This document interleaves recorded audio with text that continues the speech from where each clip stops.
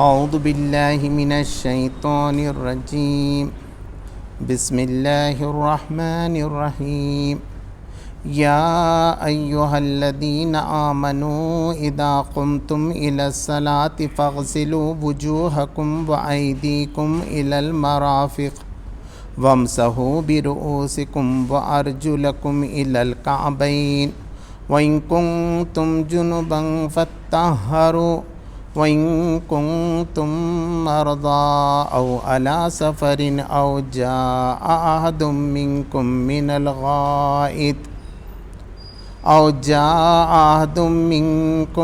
الْغَائِطِ أَوْ لَامَسْتُمُ النِّسَاءَ فَلَمْ تَجِدُوا مَاءً فَتَيَمَّمُوا صَعِيدًا طَيِّبًا وَامْسَحُوا بِوُجُوهِكُمْ وَأَيْدِيكُمْ مِنْهُ ما يريد الله ليجعل عليكم من حرج ولكن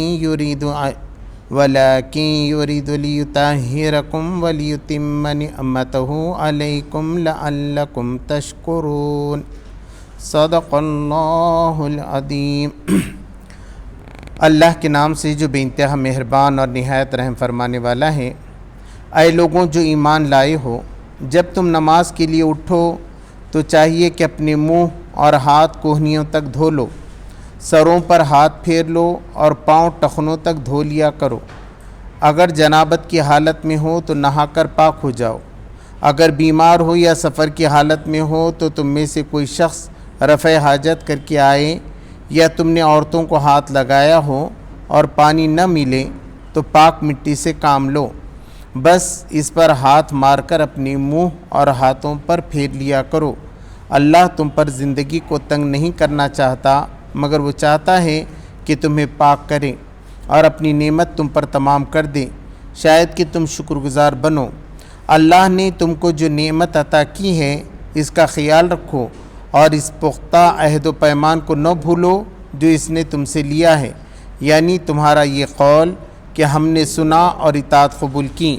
اللہ سے ڈرو، اللہ دلوں کے راز تک جانتا ہے۔ اے لوگوں جو ایمان لائے ہو، اللہ کی خاطر راستی پر قائم رہنے والے اور انصاف کی گواہی دینے والے بنو۔ کسی گروہ کی دشمنی تم کو اتنا مشتعل نہ کر دے کہ انصاف سے پھر جاؤ۔ عدل کرو، یہ خدا ترسی سے زیادہ مناسبت رکھتا ہے۔ اللہ سے ڈر کر کام کرتے رہو، جو کچھ تم کرتے ہو اللہ اس سے پوری طرح باخبر ہے۔ جو لوگ ایمان لائیں اور نیک عمل کریں، اللہ نے ان سے وعدہ کیا ہے کہ ان کی خطاؤں سے درگزر کیا جائے گا اور انہیں بڑا اجر ملے گا۔ رہے وہ لوگ جو کفر کریں اور اللہ کی آیت کو جھٹلائیں تو وہ دوزخ میں جانے والے ہیں۔ اے لوگوں جو ایمان لائے ہو، اللہ کے اس احسان کو یاد کرو جو اس نے ابھی حال میں تم پر کیا ہے، جبکہ ایک گروہ نے تم پر دست درازی کا ارادہ کر لیا تھا، مگر اللہ نے ان کے ہاتھ تم پر اٹھنے سے روک دیے۔ اللہ سے ڈر کر کام کرتے رہو۔ ایمان رکھنے والوں کو اللہ ہی پر بھروسہ کرنا چاہیے۔ سچ فرمایا اللہ تبارک و تعالیٰ نے۔ محترم حضرات، یہ سورہ المائدہ کے دوسرے رکوع کی ایک آیت کی تلاوت میں نے کی اور پورے رکوع کا ترجمہ آپ کے سامنے پیش کیا۔ یہاں بتایا جا رہا ہے کہ حج و عمرہ کرنا ہے، اس کے کیا مسائل ہو سکتے ہیں، عبادت کے کیا مسائل ہیں، اس پر گفتگو ہو رہی ہے۔ پہلے بتایا گیا کہ احرام کی حالت میں جانوروں کا شکار نہیں کرنا چاہیے۔ اب یہاں پر کچھ دوسری چیزیں اس سے متعلق بتائی جا رہی ہیں۔ فرمایا گیا یا ایھا الذین آمنوا اذا قمتم الی الصلاۃ فاغسلوا وجوہکم وایدیکم الی المرافق، کہ اے ایمان والوں جب تم نماز کے لیے کھڑے ہو، نماز کے لیے اٹھو تو دھو لیا کرو اپنے چہرے اور اپنی کوہنیاں، اپنے ہاتھ کوہنیوں تک۔ اب یہاں تک تو یہ بات کہی گئی ہے کہ صرف منہ دھونا ہے اور کوہنیوں تک کرنا ہے، لیکن احادیث سے اللہ کے رسول صلی اللہ علیہ وسلم نے یہ بات فرمائی کہ منہ دھونے میں کلی کرنا، ناک میں پانی ڈالنا یہ بھی ضروری ہے، تو اس سے ہوگا پورا چہرہ آپ نے دھو لیا اور کوہنیوں تک آپ کو ہاتھ دھونا ہے۔ وَامْسَحُوا بِرُؤُوسِكُمْ، اور اپنے سر کا جو ہے مسح کر لو، پانی لے کے جو مسح کرتے ہیں۔ وَأَرْجُلُكُمْ إِلَى الْكَعْبَيْنِ، اور ٹخنوں تک اپنے پیر دھو لیا کرو، پیر دھونا ہے ٹخنوں تک پورے۔ وَإِن كُنتُمْ جُنُبًا فَاتَّطَهَّرُوا، اور جب تم جنابت کی حالت میں ہو، جنابت یعنی تم اپنی بیوی سے مل چکے ہو یا رات میں احتلام ہوا ہو، تو ایسے موقعوں پر جو ہے نا تم کو غسل تم پہ واجب ہو جاتا ہے۔ اس سے پہلے بھی سورہ النساء میں جا چکا ہے، اس کا 7واں رکوع اگر آپ دیکھیں گے یوٹیوب پہ وغیرہ بھی، تو اس میں بھی یہ بات وضاحت سے بتا دی تھی، تفہیم میں بھی ہے کہ جنوب نکلا ہے اجنبی، اجنبی یعنی انجان، جس کو ہم پہچانتے ہیں، غیر ہو جانا، دور ہو جانا۔ تو جب آدمی شہوت سے فارغ ہوتا ہے اور اس طریقے سے معاملہ ہوتا ہے تو اس کو جنابت کی حالت کہتے ہیں۔ اب اس میں جو پابندی ہے کہ بھئی نماز مسجد سے آپ نہیں گزریں گے سوائے یہ کہ آپ نے تیمم کیا ہو یا مسجد میں سو رہے ہوں تو کیا مسائل ہیں، اس وقت یہ ساری چیزیں ڈیٹیل میں جو ہیں بتائی جا چکی ہیں۔ البتہ یہ بات یہاں پر کہی گئی کہ جب جنابت کی حالت میں ہو تو غسل کرنے کے بعد ہی آپ کو نماز پڑھنا ہے۔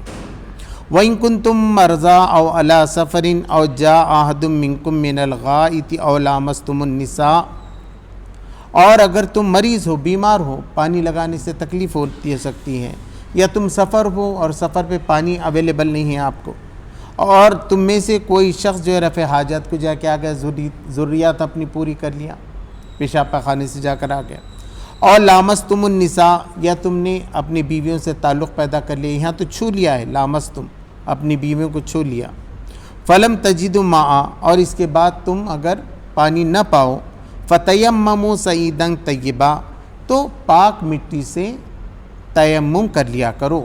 تیمم کرنا یعنی پاکیزگی حاصل کرنے کو کہتے ہیں۔ فامسحوا وجوہکم وایدیکم منہ، اس میں صرف یہ کرنا ہے کہ مٹی پہ ہاتھ مار کر اپنے منہ اور ہاتھوں پہ مل لینا ہے۔ ما یرید اللہ لیجعل علیکم من حرج، اللہ تبارک و تعالیٰ تم پر کسی قسم کی تنگی نہیں ڈالنا چاہتا، ولیکن یرید لیطہرکم، بلکہ اس کا ارادہ تو یہ ہے کہ تم کو وہ پاک کرے، ولیتم نعمتہ علیکم، اور اپنی نعمت تم پر وہ پوری کرے، لعلکم تشکرون، تاکہ تم شکر گزار ہو جاؤ۔ یہاں بھی بتایا گیا تھا کہ عورت کو چھونے سے مراد جو ہے شافعی رحمۃ اللہ علیہ کے پاس یہ ہے کہ عورت کو مس بھی ہو گیا، چھو بھی لیا تو تمہارا وضو ٹوٹ جاتا ہے، اور ابو حنیفہ رحمۃ اللہ علیہ کے پاس یہ ہے کہ خاص تعلق اگر شہوت کا آپ کا بیوی کے ساتھ ہوا تو ہی ہوتا ہے۔ ایک گروہ کی رائے یہ بھی ہے کہ اگر شہوت کی نیت سے جو ہے بیوی کو ہاتھ لگایا ہے تو ٹوٹے گا وضو، نہیں تو نہیں ٹوٹے گا۔ تو اب حج وغیرہ میں جو ہے نا لوگ آتے ہیں اور وہاں تو کیسی رش ہوتی ہے، تو لوگ کہتے ہیں کہ جو شافعی مسلک کے لوگ ہیں وہ بھی اس موقع پر حنفی مسلک ہی کو اختیار کرتے ہیں کہ وہاں تو سب کا ایک دوسرے بہت رش رہتی ہے اس سلسلے میں۔ تو بہرحال اس کے 7ویں رکوع کے اندر یہ ساری باتیں پہلے بھی جا چکی ہیں۔ تیمم کا طریقہ بھی گیا ہے کہ ابو حنیفہ رحمۃ اللہ علیہ کے پاس یہ ہے کہ پاک مٹی پہ ہاتھ مارنا ہے، اور پہلی بار چہرے کو کرنا ہے، پھر دوسری وقت مٹی پہ ہاتھ مار کر آپ کے ہاتھ پہ ایسا مسح کرنا ہے، جبکہ شافعی یا دوسرے اس میں صرف ایک بار مٹی پہ ہاتھ مار کر دونوں کام کر لیں تو بھی آپ کا تیمم ہو سکتا ہے۔ تو یہ جزوی باتیں ہیں، آپ تفسیر میں یا کسی مفتی سے پوچھ کر جو ہے یہ معاملہ معلوم کر سکتے ہیں۔ وَاذْكُرُوا نِعْمَتَ اللَّهِ عَلَيْكُمْ وَمِيثَاقَهُ الَّذِي وَاثَقَكُمْ بِهِ، اور یاد کرو اللہ کی اس نعمت کو جو اس نے تم پہ کی ہے، یعنی یہ دین دیا، قرآن اتارا، وَمِيثَاقَهُ الَّذِي وَاثَقْتُمْ بِهِ، اور جو تم نے پکا وعدہ اس سے باندھ لیا ہے، پختہ عہد اللہ سے لیا ہے۔ کیا لیا ہے؟ اِذْ قُلْتُمْ سَمِعْنَا وَأَطَعْنَا، تم نے تو یہ کہا تھا کہ ہم سنیں گے اور مانیں گے، قرآن میں یہ بات آئے گی تو ہم مانیں گے، محمد صلی اللہ علیہ وسلم یہ بات کہیں گے تو ہم مانیں گے۔ تو یہ بات یاد رکھو کہ تم نے کیا وعدہ کیا ہے۔ اب ایسا نہ ہو کہ حضور صلی اللہ علیہ وسلم ایک بات بول رہے ہیں اور تم اس کے خلاف کر رہے ہو، قرآن ایک بات کہہ رہا ہے، قرآن کہہ رہا ہے کہ سود کا لین دین جو ہے ایسا ہے کہ اللہ اس کے رسول کی جنگ ہے اس کے ساتھ، اس کے باوجود بھی تم سود کا لین دین کر رہے ہو، خلاف ورزی کر رہے ہو، ایسے بہت سے معاملات میں ہو سکتا ہے۔ تو کہا کہ جب تم نے وعدہ کیا ہے اللہ سے، تو پہلے بھی یہود اور نصارہ نے ایسی کیا تھا، یہودیوں اور عیسائیوں نے یہی کیا تھا، ان پہ یہ ذمہ داری تھی، لیکن وہ بھول گئے، اللہ کی بات بھول گئے، رسولوں کی بات بھول گئے، تو تم ایسا نہ کرو۔ واتقوا اللہ، اللہ سے ڈرتے رہو، ان اللہ علیم بذات الصدور، بے شک اللہ تبارک و تعالیٰ تمہارے، اللہ تبارک و تعالیٰ سینوں کے حال تک جانتا ہے، وہ جانتا ہے تمہارے سینوں میں کیا ہے، واقعی تم محمد صلی اللہ علیہ وسلم سے محبت رکھتے ہو کیا، اللہ کی کتاب سے محبت رکھتے ہو کیا، واقعی تم جاننا چاہتے ہو کہ اللہ تبارک و تعالیٰ نے کیا کہا، یا بے فکر ہو اس کے بارے میں، کہتا ہوگا اللہ کچھ اور رسول، آج تو زندگی اچھی چل رہی ہے ہماری، ہے نا، تو یہ بھی سب اللہ کو معلوم ہے۔ تو اللہ تبارک تعالیٰ سینوں کے دل کو بھید کو جان رہا ہے، ظاہری باتوں کو بھی جانتا ہے۔ یا ایھا الذین آمنوا کونوا قوامین للہ شہداء بالقسط، اے لوگوں جو ایمان لائے ہو، اے لوگوں جو ایمان لائے ہو، بن جاؤ اللہ کے لیے گواہ دینے والے، کھڑے ہو جاؤ اللہ کے لیے، قوامین للہ شہداء بالقسط، راستی کے گواہ بن کر، انصاف کرنے والے بن کر اٹھو، تو جہاں بھی جاؤ تو تم انصاف کی بات کرو، لگی لپٹی بات، کسی کو بچانے کی بات، کسی کو سزا دلانے کی بات نہیں، بلکہ صاف صاف بات، جو کچھ قانون ہے، جو کچھ احکام ہیں، وہ لوگوں کے سامنے تم جو ہے واضح کرو۔ وَلَا يَجْرِمَنَّكُمْ شَنَآنُ قَوْمٍ عَلَىٰ أَلَّا تَعْدِلُوا، اور کسی قوم کی دشمنی، اب دشمنی ہوگی، انہوں نے گھر جلائے تھے تمہارے تو تم بھی نکل گئے اب ان کے گھر جلانے کے لیے، یا انہوں نے مسجد حرام کا راستہ روکا تھا اب تم بھی روکنا چاہتے ہو، تو فرمایا کسی قوم کی دشمنی تمہیں اس بات پر آمادہ نہ کرے کہ تم بے انصافی کرنے لگو، ہے نا، انہوں نے کیا کیا تھا، ہم بیٹھنا کہ چپ، انہوں نے تو ایسا کیا تھا، تو اللہ نے جتنے کو اتنا بدلہ لینے کے لیے تو جائز رکھا، مگر آپ زیادتی کر رہے ہیں، آپ انصاف سے کام نہیں لے رہے ہیں، آپ عدل سے کام نہیں لے رہے ہیں، تو اللہ تبارک تعالیٰ نے کہا کہ ایسا نہ کرو، اعدلوا، تم انصاف پہ قائم، انصاف کرو، عدل کرو۔ اب انصاف اور عدل میں بھی فرق ہے، انصاف کے معنی ہوتے ہیں برابر کرنا، اتنی سزا ملنا، اور عدل کے معنی یہ ہے برابر پروپورشنیٹ ملنا۔ اب جیسا وراثت میں ہے تو بہن کو آدھا حصہ ملے گا، بھائی کو پورا ملے گا، یا بہن کو ایک حصہ ملے گا، بھائی کو 2 حصے ملیں گے، یہ عدل ہے۔ آپ بولیں گے انصاف کرو یعنی سب کو برابر برابر کرو، تو اسلام میں عدل کی تعلیم ہے کہ عدل کرو، یعنی پروپورشنیٹ جو حق جس کا بنتا ہے وہ اس کو دے دو۔ ہوا اقرب للتقویٰ، یہ پرہیزگاری سے زیادہ قریب کی چیز ہے، تو تم پرہیزگار بن جاؤ گے، متقی بن جاؤ گے، اور متقیوں ہی کے لیے جنتیں ہیں، اللہ کی رضا ہے۔ ہوا اقرب للتقویٰ واتقوا اللہ، اللہ سے ڈرتے رہو۔ ان اللہ خبیر بما تعملون، بے شک اللہ تبارک و تعالیٰ جو کچھ تم کرتے ہو اس سے باخبر ہے، سب کچھ معلوم ہے اس کو، وہ تو تم سے حساب لینے والا ہے، تم نیک کام کرو برا کرو، بدلے کے دن کا مالک ہے وہ، تو وہ آپ کو بالکل جو کچھ تم کرو گے اس کا بدلہ دے گا۔ وعد اللہ الذین آمنوا وعملوا الصالحات لہم مغفرۃ واجر عظیم، اور اللہ نے وعدہ کر رکھا ہے ان لوگوں سے جو ایمان لے آئیں اور اچھے عمل کریں۔ جو بھی ایمان لائے گا آج دنیا میں، کل تک کچھ بھی تھا وہ، اب ایمان لایا اور اچھے عمل کرنا اس نے شروع کر دیا، تو ان کے لیے کیا ہے، اللہ کی طرف سے مغفرت ہے، ان کے سارے گناہ معاف کر دیے جائیں گے، بلکہ جو ایمان لے کر آئے گا اس کے پہلے کے گناہ ثواب میں بدل دیے جائیں گے، قرآن میں دوسری جگہ کہا گیا۔ اور جو لوگ اہل کتاب میں سے ایمان لاتے ہیں، یہودی عیسائی میں سے کوئی مسلمان ہوتا ہے تو اس کو دگنا ثواب ہے، وہ ایک بار نماز پڑھے گا تو اس کو 2 نماز کی، مطلب ہم کو 10 نماز کی مل رہی ہے تو اس کو 20 نماز کا ثواب ملے گا۔ جو اہل کتاب ہیں اگر وہ ایمان لاتے ہیں تو ان کو تو دوہرا ثواب ہے، وہ اجر عظیم، بہت بڑا اجر ہے، اجر یعنی بدلہ ہے، ثواب ہے، اللہ کی طرف سے بہت بڑا ثواب ہے۔ والذین کفروا وکذبوا بآیاتنا، اور جو لوگ انکار کریں اور جھٹلائیں ہماری آیتوں کو، اولئک اصحاب الجحیم، وہ جہنم میں جانے والے لوگ ہیں، آگ میں جانے والے لوگ، دہکتی ہوئی آگ کو جحیم کہتے ہیں، جہنم میں جانے والے ہیں۔ جو بھی اللہ کی آیت کو جھٹلائے گا، اس کا انکار کرے گا، وہ کافر ہے اور وہ آگ میں جائے گا۔ یا ایھا الذین آمنوا اذکروا نعمت اللہ علیکم اذ ہم قوم ان یبسطوا الیکم ایدیہم فکف ایدیہم عنکم، اے لوگوں جو ایمان لائے ہو، یاد کرو اللہ کی اس نعمت کو جو اس نے تم پر کی تھی کہ کچھ لوگوں نے، کچھ قوم نے، کچھ گروہ نے تم پر یہ ارادہ کیا تھا کہ تم پر ہاتھ ڈالیں، تو اللہ تبارک و تعالیٰ نے ان کے ہاتھ روک دیے تم سے۔ واتقوا اللہ، اللہ سے ڈرو، وعلی اللہ فلیتوکل المؤمنون، اور اللہ پہ بھروسہ کرو، اور اللہ ہی پہ مومنوں کو بھروسہ کرنا چاہیے۔ تو عبداللہ بن عباس رضی اللہ تعالیٰ عنہ سے معلوم ہوتا ہے کہ کیا کہا جا رہا ہے کہ اللہ تبارک تعالیٰ نے کہا کچھ لوگ تم پہ ہاتھ ڈالنا چاہتے تھے، اللہ نے روک دیا۔ تو ایسا ہوا کہ یہودی اور منافقین نے یہ کام کیا کہ دعوت دی صحابہ کرام رضی اللہ تعالیٰ عنہم کو اور حضور صلی اللہ علیہ وسلم کو، اور یہ پلان بنایا کہ جیسے یہ لوگ کھانے پہ آئیں گے ہم ٹوٹ کے ان سب کو قتل کر دیں۔ پلان بنا دیا، جبرائیل علیہ السلام کے توسط سے نبی صلی اللہ علیہ وسلم کو معلوم ہوا اور حضور صلی اللہ علیہ وسلم وہاں جانے سے رک گئے۔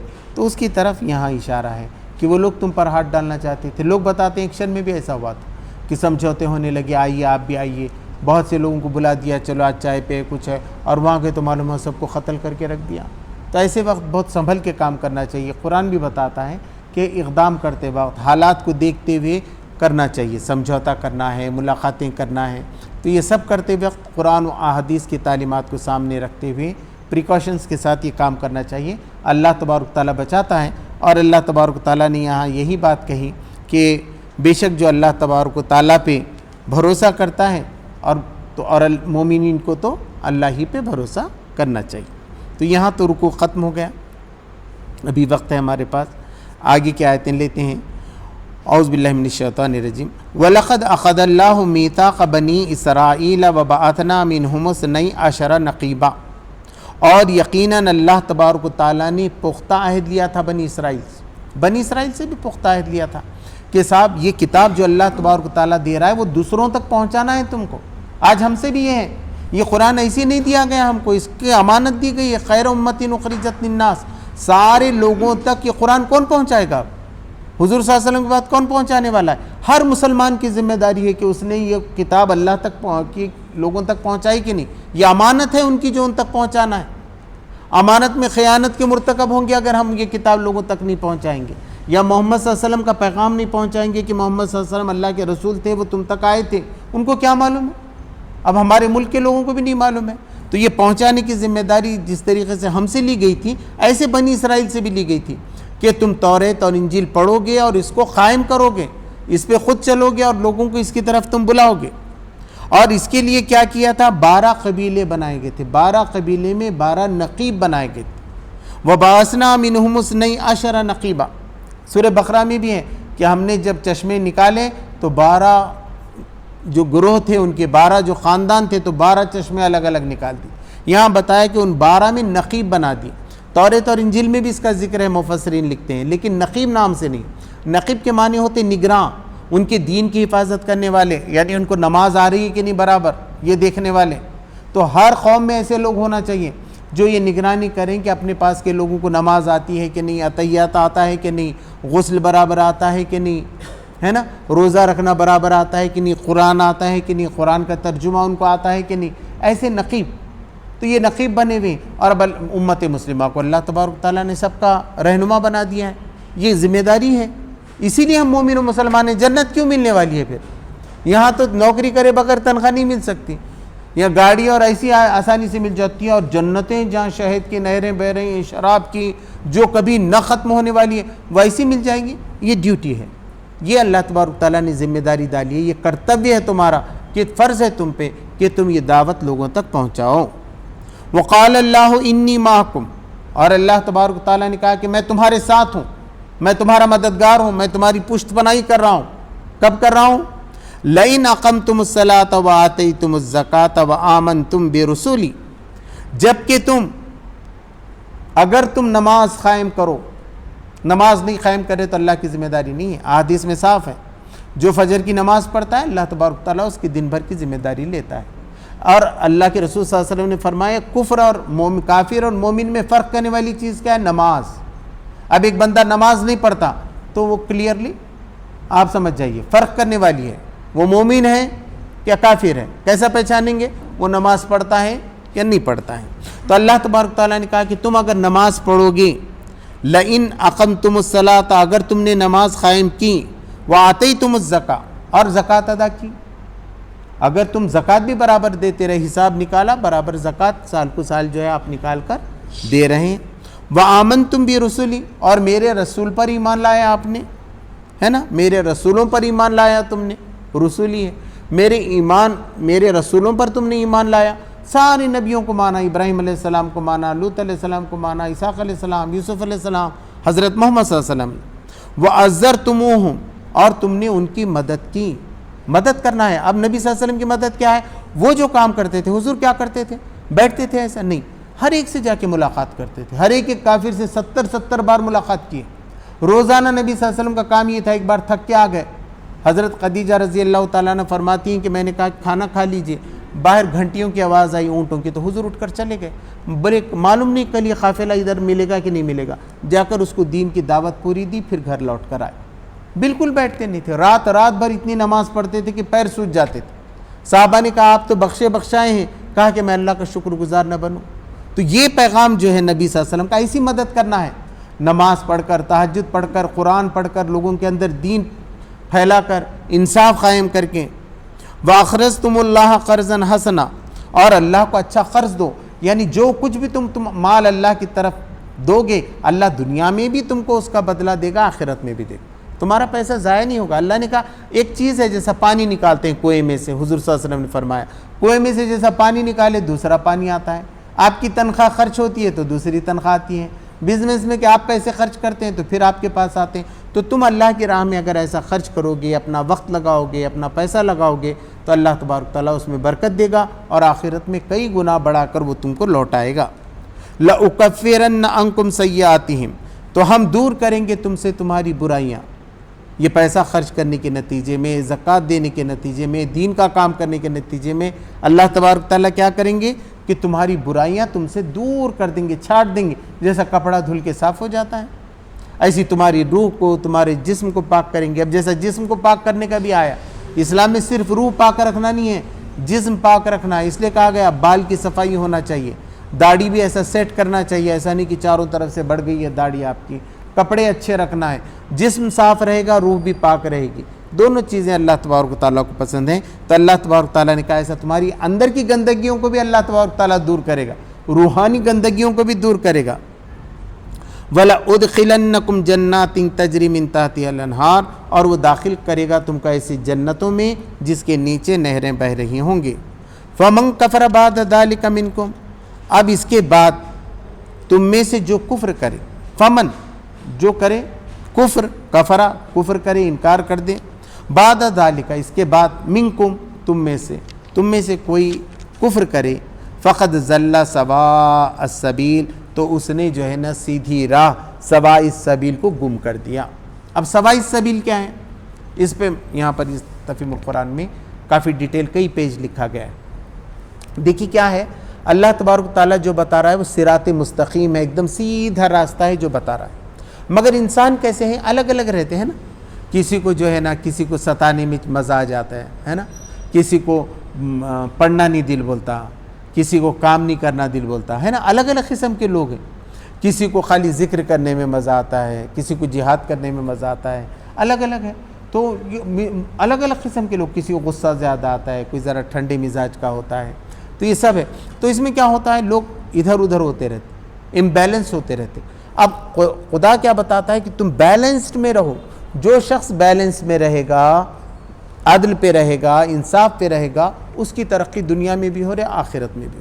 اب مثلا لیجئے یہ سیدھا راستہ ہے، اب یہاں سے شروع ہوتا ہے کہ بھئی عورتوں پہ بہت ظلم ہو رہا ہے، عورتوں کو انسانی نہیں سمجھا جا رہا ہے، ایک آدمی 40 شادیاں کر رہا ہے۔ 1955 تک بھی ہندو دھرم کے اندر تعداد طے نہیں تھی کہ آدمی کتنے بیویاں کرے گا، 1955 سے ان کے پاس ہو گیا۔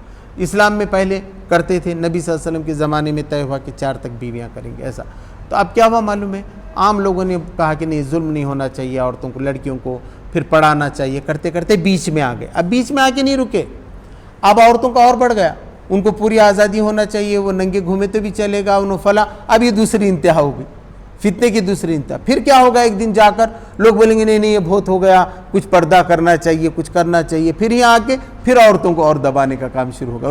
رکتے نہیں بیچ میں، وہ جو صراط مستقیم ہے اس پہ رکتے نہیں، اس کو کہتے ہیں سوائے سبیل، وہاں رک جانا۔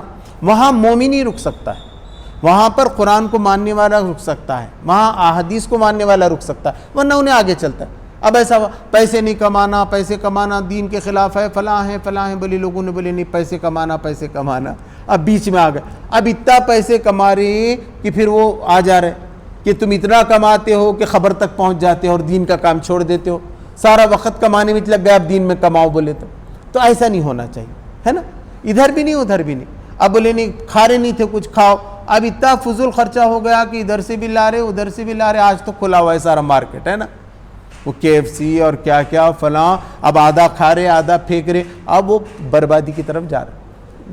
بیلنس کیا ہوگا، ہے نا۔ تو آپ جب قرآن و سنت کو پڑھیں گے بالکل قرآن بیلنس میں آپ کو جو رکھے گا۔ تو انہوں نے کہا کہ فقد ضل سواء السبیل، تو اس نے گم کر دی سواء السبیل، صحیح راستہ گم ہو گیا۔ فَبِمَا نَقْضِهِمْ مِيثَاقَهُمْ، اور ان کے اس پختہ عہد کو توڑنے کے نتیجے میں لَعَنَّاهُمْ، ہم نے ان پر لعنت کی، اللہ نے لعنت کی۔ اب ان کی کبھی ترقی نہیں ہوتی، یہودی کبھی نہیں بڑھ سکتے اب دنیا میں، ابھی کبھی غلبہ نہیں ہونے والا عیسائیوں ہے نا، وہ ہوگا عیسیٰ علیہ السلام کے زمانے میں تو مومن ہو گئے۔ تو اللہ تبارک و تعالیٰ نے ان پہ لعنت کی۔ دوسرے جگہ کہا کہ ہم نے تم پہ لعنت کی ہے عیسیٰ علیہ السلام کی زبان سے اور داؤد علیہ السلام کی زبان سے تم پر لعنت کروائی ہے۔ وَجَعَلْنَا قُلُوبُهُمْ قَاسِيَةً، اور ان کے دل تنگ ہو گئے، اب سچی بات دل میں آتی نہیں، وسعت ہوتی نہیں، اللہ کی بات دل میں اترتی نہیں، دل تنگ ہو گئے۔ اللہ نے کہا نا پردہ لگا دیا، مہر لگا دیا، دل تنگ ہو گئے۔ تو ان کے دل کیسے ہو گئے؟ تنگ ہو گئے۔ یحرفون الکلم عن مواضعہ، وہ اللہ کی آیتوں کو اس کی جگہ سے ہٹا دیتے ہیں۔ اب دیکھیے قرآن کا بھی ایسی ہے، قرآن بار بار یہ کہتا ہے کہ قرآن سمجھ کے پڑھنے کے لیے آیا ہے، مگر آج امت مسلمہ کو دیکھیں بغیر سمجھے قرآن پڑھ رہے ہیں، عام طور پہ کوئی بھی نہیں، اس کو معلوم بھی نہیں اب یہ دیکھو یہ آیتوں کا مطلب ہے، وہ ایسا نہیں پڑھے گا، وہ کیسا کریں گے؟ آئیں گے، اس کا ثواب ہے نا، لَأَنَّا وَجَعَلْنَا قُلُوبَهُمْ قَاسِيَةً يُحَرِّفُونَ الْكَلِمَ عَن مَّوَاضِعِهِ وَنَسُوا حَظًّا مِّمَّا ذُكِّرُوا بِهِ۔ اب معلوم نہیں اس کا مطلب کیا ہے، کچھ نہیں معلوم۔ تو کیا قرآن اس لیے آیا؟ بالکل نہیں آیا، ایک غلط فہمی ہے، سمجھنا ضروری ہے، بے شک اس کا حرف کا ثواب ملے گا، ایسا نہیں کہ بغیر سوچے سمجھے پڑھیں گے تو ثواب نہیں ملے گا، اللہ کی کتاب ہے یقیناً ملے گا، ایک ایک حرف پہ 10 نیکیاں لازماً ملیں گی، مگر آیا کس لیے ہے؟ یہ اس لیے آیا ہے کہ اس کو سمجھا جائے۔ تو اللہ تبارک تعالیٰ نے لعنت کی ہے ان پہ، وَجَعَلْنَا قُلُوبَهُمْ قَاسِيَةً، اور ان کے دلوں کو اس نے تنگ کر دیا ہے، یحرفون الکلم عن مواضعہ، وہ تحریف کرتے ہیں، ہٹاتے ہیں آیتوں کو اس کی جگہ سے، وَنَسُوا حَظًّا مِّمَّا ذُكِّرُوا بِهِ، اور انہوں نے بھلا دیا ہے جو نصیحت کی گئی تھی اس کا بڑا حصہ، تھوڑی بات ہے ابھی بھی، توریت انجیل میں، اولڈ ٹیسٹامنٹ نیو ٹیسٹامنٹ میں کچھ باتیں ابھی بھی ہیں، نہیں بول کے نہیں، لیکن بڑا حصہ انہوں نے گم کر دیا۔ ایسے قرآن کا بھی بڑا حصہ ہم گم کر رہے ہیں، اب اس میں سے کیا معلوم ہے؟ دل کی باتیں ہیں ساری، قرآن میں کیا لکھا ہوا ہے معلوم ہی نہیں ہے۔ تو جب آپ کو معلوم ہوگا، وہ یاد دہانی آپ کے پاس آئے گی، نصیحت آپ کے پاس آئے گی، آپ ثابت قدم رہے۔ وَلَا تَزَالُ تَطَّلِعُ عَلَىٰ خَائِنَةٍ مِّنْهُمْ إِلَّا قَلِيلًا مِّنْهُمْ، اور ہمیشہ ایسا ہوتے رہے گا کہ تم کو اطلاع ملتی رہے گی، تَطَّلِعُ عَلَىٰ خَائِنَةٍ مِّنْهُمْ، ان کی خیانت، وہ خائن ہوں گے، پیسے کھائیں گے، لوگوں کے پیسے ڈبائیں گے، جھوٹ بولیں گے، ہے نا، کیونکہ تقویٰ نہیں ہے، اللہ کا ڈر نہیں ہے، تو آدمی ایسی کرتا ہے، اس کا حق مارتا ہے، بھائی کا بھی حق مارتا ہے، بہنوں کا بھی حق مارتا ہے، رشتہ داروں کا مار دیتا ہے، ڈر نہیں ہے نا اس کو۔ حالانکہ دینے والی ذات اللہ کی، آپ ادھر سے لو، ادھر سے لو، ادھر سے حق مارے تو اتنا ہی کم ہوگا، آنا تو اتنا ہی آپ کو، لیکن حق حلال کے ساتھ لیں گے تو بالکل برکت کے ساتھ وہ آئے گا اور اللہ کی مدد آپ کے ساتھ رہے گی۔ تو ان کی کوئی نہ خیانت، جھوٹ بولنا، فساد مچانا، چغلی لگانا، ایسی ساری خیانتیں تمہارے سامنے آتی رہیں، کس کی؟ یہودا اور نصارہ کی۔ الا قلیلا منہم، مگر ان میں سے تھوڑے لوگ نیک ہیں، آج بھی ہیں، اتنے نیک یہودی ہیں پوچھو۔ میں نے بمبئی میں دیکھا تھا، ان کا پروگرام تھا، انہوں نے کہا کہ اسرائیل کو ایسا نہیں کرنا چاہیے، اللہ نے لعنت فرمائی ہے اب یہودیوں کو، یہودیوں پہ کبھی حکومت نہیں ملنے والی، اللہ کا وعدہ ہے، اب خواہ مخواہ ایک نئی حکومت ہم قائم کر کے بیٹھے ہمارے یہودیوں نے، یہ صحیح نہیں ہے، ہم اس کے خلاف ہیں، ان کو ربیون کہتے ہیں، ابھی بھی ہیں، اب وہی چل رہا ہے۔ دیکھیے اسرائیل میں آپ یوٹیوب میں بھی جا کے دیکھیں گے نا، وہاں بھی جھگڑا برپا ہے، کچھ یہودی جو کہہ رہے ہیں انہوں نے کووڈ میں بھی نہیں لیا، انجیکشن وغیرہ نہیں لیا، انہوں نے کہا کہ نہیں ہم کو اللہ پہ بھروسہ ہے، تو وہ خدا کو ماننے والے تھوڑے سے لوگ ہیں، تو مگر ان میں کے چند لوگ ہیں اس پہ، فاعفو عنہم واصفح، تو ان کو تم معاف کر دو، ان کی شرارتوں پہ زیادہ دھیان مت دو، اپنے کاموں پہ۔ آج ہمارے پاس کیا ہے؟ چائے کی وہ ایسا کر رہے، دیکھو وہاں نوح میں توڑ دیے، وہاں فلاں کر رہے، وہاں مار رہے، ہاں سب کر رہے، تم کیا کر رہے؟ کچھ بھی نہیں کر رہے۔ تم قرآن پڑھ رہے؟ نہیں پڑھ رہے، ہے نا، تم حدیث پڑھ رہے؟ نہیں پڑھ رہے، تم کو حضور صلی اللہ علیہ وسلم کی زندگی کے بارے میں معلوم ہے؟ نہیں ہے، تم میٹنگ لے رہے سب مسلم غیر مسلم سب کو ملا کے ایکتا کی بات کر رہے؟ نہیں کر رہے، چائے پہ مزے لیتے خالی دوسروں کی، انہوں ایسا کر رہے، انہوں ایسا، تو تمہاری زندگی میں کوئی تبدیلی آ سکتی ہے کیا؟ نہیں آ سکتی۔ اگر آپ عمل کریں گے تو آپ کو ملے گا، آپ نماز پڑھیں گے، روزہ رکھیں گے، آپ میٹنگیں لیں گے، آپ آگے بڑھیں گے تو راستہ آپ کے لیے کھلے گا۔ تو کہا کہ ان کو معاف کر دو اور ان کو نظر انداز کرو، ان اللہ یحب المحسنین، اللہ تبارک تعالیٰ تو احسان کرنے والوں کو پسند کرتا ہے۔